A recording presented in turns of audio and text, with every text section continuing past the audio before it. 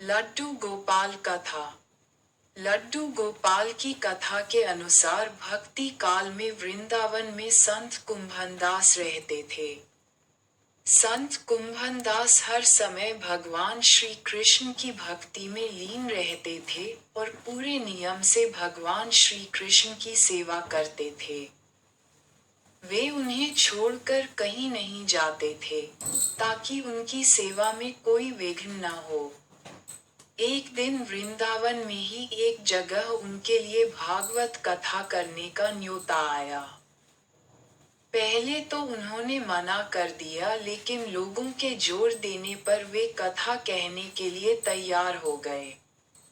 उन्होंने सोचा कि भगवान की सेवा की तैयारी करके वे रोजाना कथा करके वापस लौट आएंगे, जिससे भगवान का सेवा नियम भी नहीं छूटेगा। संत कुंभनदास ने जाते समय अपने बेटे से कहा कि वे भोग तैयार कर चुके हैं, तुम्हें बस समय पर ठाकुर जी को भोग लगा देना है। उनका बेटा रघुनंदन छोटा था। उसे समझ में आया कि भोग लगाने पर भगवान खुद आकर प्रसाद ग्रहण करते हैं। इधर कुंभनदास ने अपने बेटे रघुनंदन को समझाया और वहां से प्रस्थान कर गए। इसके बाद समय पर रघुनंदन ने भोजन की थाली ठाकुर जी के सामने रखी और सरल मन से आग्रह किया कि ठाकुर जी आओ और भोग लगाओ। उसके बाल मन में ये छवि थी कि वे आकर अपने हाथों से भोजन करेंगे, जैसे हम सभी करते हैं।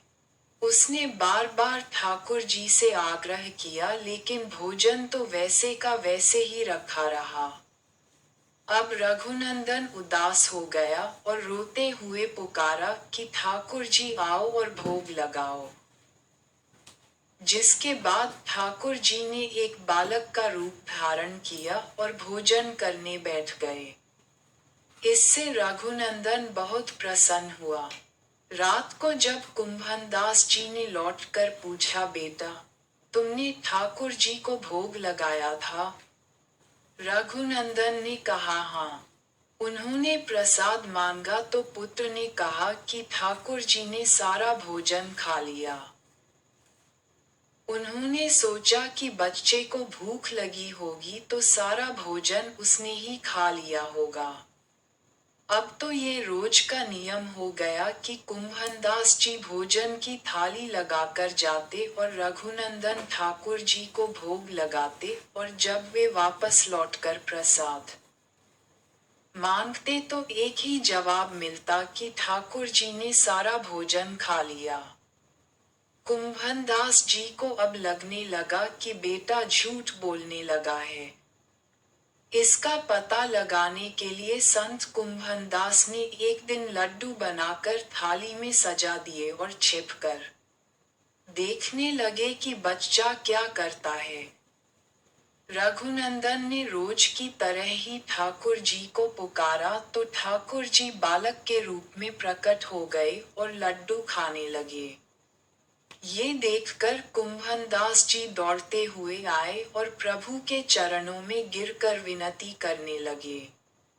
उस समय ठाकुर जी के एक हाथ में लड्डू और दूसरे हाथ वाला लड्डू मुख में जाने को ही था कि वे जड़ हो गए। उसके बाद से ही उनकी इसी रूप में पूजा की जाती है और ये लड्डू गोपाल कहलाए जाने लगे। यदि आपको लड्डू गोपाल की वीडियो पसंद आई है तो वीडियो को लाइक करें और कमेंट में लड्डू गोपाल लिखना ना भूलें। प्लीज मेरे चैनल को सपोर्ट करो। धन्यवाद।